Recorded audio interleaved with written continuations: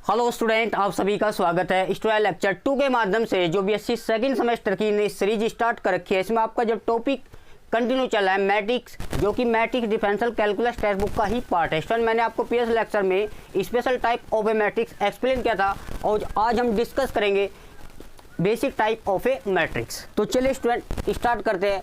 हमारे पास दे रखा है रो मैट्रिक्स। देखो यहाँ पे नाम से ही पता पड़ रहा है कि रो मैट्रिक्स जिसके अंदर केवल एक रो होती है और कॉलम चाहे यहाँ पे कितने भी हो। दे रखा है ये matrix having only one row is called row matrix. कोई भी मैट्रिक्स रो मैट्रिक्स तब कहलाया जाएगा जिसके अंदर केवल एक रो। एग्जाम्पल समझते हैं स्टूडेंट,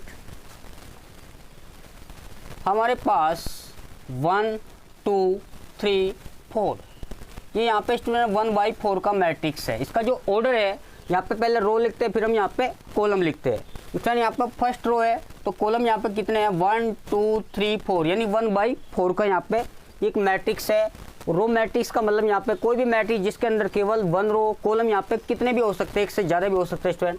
अब यहाँ पे कॉलम मैट्रिक्स जिसका जस्ट अपोजिट है स्टूडेंट, यहाँ पे दे रहे क्या, column matrix A matrix having only one column is called column matrix. मतलब जिसके अंदर एक कॉलम हो, रो यहाँ पे चाहे कितनी भी हो। यानी इसको स्टूडेंट रिवर्स करते हैं, हमारे पास 1 2 3 4, यानी हमारे पास ये यहाँ पर आ जाएगा जिसके अंदर यहाँ पे एक कॉलम है और रो यहाँ पे 1 2 3 4 यहाँ पर रो है। कहने का मतलब स्टूडेंट ये है कि कॉलम मैट्रिक्स का अंदर जिसके अंदर एक कॉलम होता है, रो चाहे यहाँ पे कितनी भी हो सकती है, एक से ज़्यादा भी हो सकते हैं स्टूडेंट। अब यहाँ पे स्टूडेंट स्क्वायर मैट्रिक्स, देखो नाम से ही पता पड़ रहा है स्क्वायर मैट्रिक्स कोई भी मैट्रिक्स है उसके number of row is equal to number of column, यानी रो और कॉलम सेम है तो वहाँ पे कोई भी मैट्रिक्स है वो स्क्वायर मैट्रिक्स कहा जाएगा। एग्जाम्पल समझते हैं स्टूडेंट, हमारे पास एक एग्जाम्पल इन जनरल की बात करते हैं।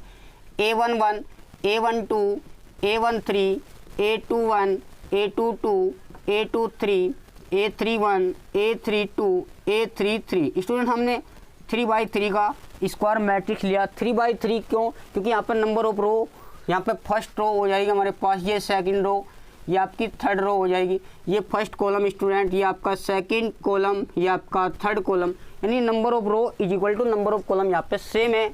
तो यहाँ पे हम बात करेंगे स्क्वायर मैट्रिक्स की। स्टूडेंट जो हमारे पास ये सेम एलिमेंट है A11 A22 A23, ये हमारे पास डायगोनल मैट्रिक्स बोलते हैं, इसको बोलते हैं हम डायगोनल एलिमेंट।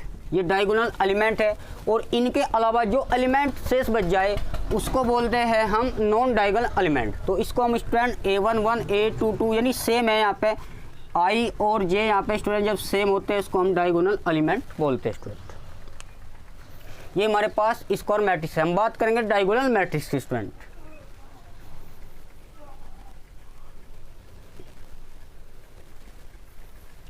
यहाँ पे हमारे पास ये जो फोर्थ मैट्रिक्स है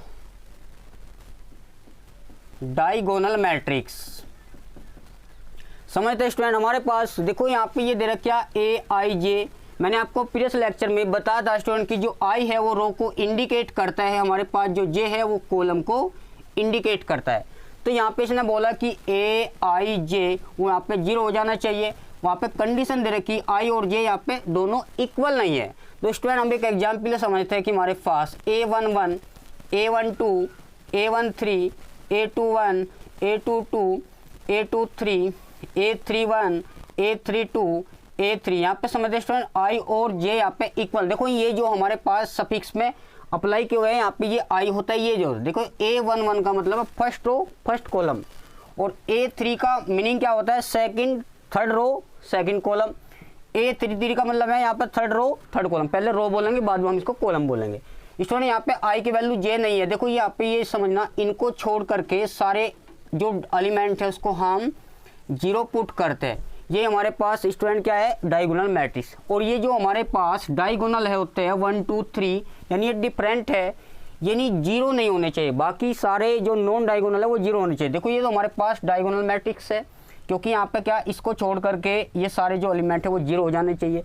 अब बात करेंगे स्टूडेंट स्क्वायर मैट्रिक्स, बिल्कुल इसके जैसा ही है। अगर 3/3 की बात करेंगे तो इस टाइप का बनेगा, 2/2 की बात करेंगे तो हमारे पास इस टाइप का। तो यहाँ पे जो 5 है स्केलर मैट्रिक्स। अब यहाँ पे स्टूडेंट स्केलर मैट्रिक्स हमारे पास, ये हमारे पास जो डायगोनल मैट्रिक्स है वे इक्वल होने चाहिए। इक्वल यहाँ पे अगर 2 2 है तो स्टूडेंट यहाँ पे हमारे पास तो 3 3 होना चाहिए। यानी ये सारे जो ये तो डायगोनल है, ये तो आपके इक्वल होने चाहिए और ये यहाँ पे सारे जीरो होने चाहिए। देखो यहाँ पे डायगोनल मैट्रिक्स में क्या है, ये तो डिफरेंट होने चाहिए आपके जो डायगोनल मैट्रिक्स है और सारे एलिमेंट जीरो। और यहाँ पे क्या है, ये सेम भी हो सकता है स्टूडेंट, यहाँ पे समझते हैं ये सेम रहेंगे और सारे जो एलिमेंट है जीरो। तो जितने भी यहाँ पे स्केलर मैट्रिक्स होते हैं वो सारे यहाँ पे डायगोनल मैट्रिक्स होते हैं स्टूडेंट। यहाँ पे समझते हैं कि हमारे पास यहाँ पे 2 2 है यानी सेम है, तो हमारे पास स्केलर मैट्रिक्स है, बाकी सारे जीरो है। यहाँ पे सेम मैट्रिक्स है 1 - के 2i 1 - के 2i 1 - के 2i, यानी डायगोनल जो मैट्रिक्स है वहाँ पे यूनिक है। यूनिक का मतलब स्टूडेंट इक्वल है और सारे जो एलिमेंट नॉन डायगोनल एलिमेंट वहाँ पे जीरो होते हैं। इसी मैट्रिक्स के अंदर भी बात करेंगे, यहाँ पे जो डायगोनल मैट्रिक्स है यहाँ तो इक्वल है स्टूडेंट, यहाँ पे क्या डिफरेंट है। देखो यहाँ पे जो नॉन डायगोनल है वो तो जीरो इसके अंदर भी है इसके भी अंदर है, पर यहाँ पे डिफरेंस क्या है, ये डिफरेंट एलिमेंट है और यहाँ पे सेम एलिमेंट होंगे। तो डायगोनल मैट्रिक्स स्केलर मैट्रिक्स को थोड़ा अच्छे से समझना स्टूडेंट। अब बात करेंगे स्टूडेंट आइडेंटिटी मैट्रिक्स।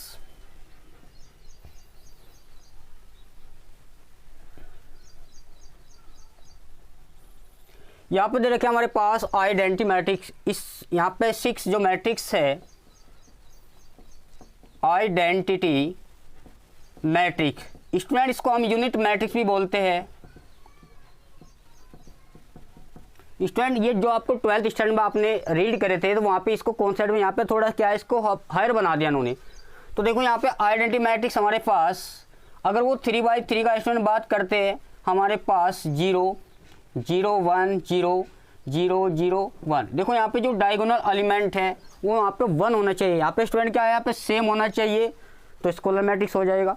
और यहाँ पे क्या है 1 1 होना चाहिए, क्योंकि नाम से ही पता पड़ा कि आइडेंटिटी मैट्रिक्स जिसका डायगोनल यहाँ पे 1 1 होना चाहिए।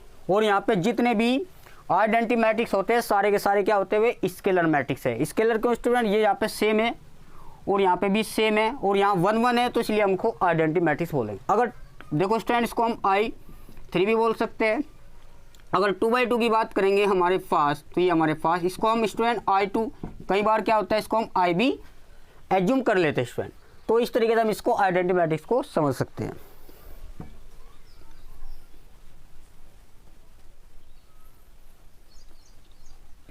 अब बात करेंगे स्टूडेंट नल मैट्रिक्स। देखो नाम से ही पता पड़ रहा है नल मैट्रिक्स,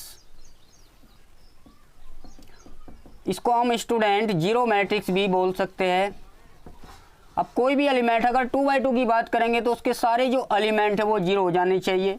अगर हम 3x3 की बात करते हैं स्टूडेंट तो यहाँ पे सेकंड रो भी जीरो और थर्ड रो भी जीरो, यानी 3x3 जिसके अंदर सारे एलिमेंट स्टूडेंट जीरो है उसको हम जीरो मैट्रिक्स या नल मैट्रिक्स भी समझ सकते हैं। बात करेंगे हम अपर ट्रायंगल मैट्रिक्स की। 8 जो मैट्रिक्स है अपर ट्रायंगुलर मैट्रिक्स, स्टूडेंट यहाँ पे एग्जाम्पल समझते हैं। हमारे पास कोई भी एग्जाम्पल इस टाइप का ले सकते हैं कि 1 2 3, यानी अपर ट्रायंगल मैट्रिक्स है तो लोअर जो डायगोनल के नीचे के सारे एलिमेंट है स्टूडेंट ये डायगोनल होता है हमारे पास। क्योंकि बता था A1 1 A2 2 A3 3, यानी रो और कॉलम यहाँ पे सेम होती है ना इसके अंदर, तो यहाँ पे डायगोनल एलिमेंट बोलते हैं। बाकी ऊपर वो एलिमेंट नॉन जीरो होने चाहिए, यानी जीरो नहीं होनी चाहिए। इसका मतलब यहाँ पे अपर ट्रायंगल मैट्रिक्स की बात करी तो नीचे के एलिमेंट यहाँ पे एक ट्रायंगल परफॉर्म होना चाहिए स्टूडेंट्स। अगर हम बात करेंगे लोअर, उसका जस्ट अपोजिट है हमारे पास लोअर ट्रायंगल मैट्रिक्स। अब यहाँ पे कुछ नहीं करना, हमारे पास जो डायगोनल एलिमेंट था उसके ऊपर के सारे जो एलिमेंट वो जीरो हो जाएंगे। यहाँ पे देखो एक ट्रायंगल परफॉर्म कर रहा तो हम 3x3 का देखो स्क्वायर मैट्रिक्स तो वो होना ही चाहिए। तो हमारे पास स्टूडेंट यहाँ पे कई बार ऑब्जेक्टिव टाइप में MCQ बन जाते हैं यूनिवर्सिटी के अंदर। हम बात करेंगे यहाँ पे नॉन सिंगुलर मैट्रिक्स और यहाँ पे singular matrix.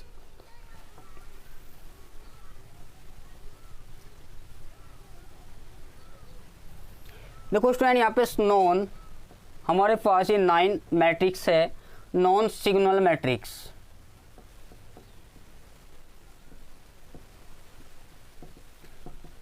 Non singular matrix का कोई भी मैट्रिक्स है अगर उसका डिटरमिनेंट नॉन जीरो है, देखो यहाँ पे डिटरमिनेंट हम आगे स्टूडेंट जब क्वेश्चन आपको प्रैक्टिस कराएंगे तब आगे डिस्कस करेंगे।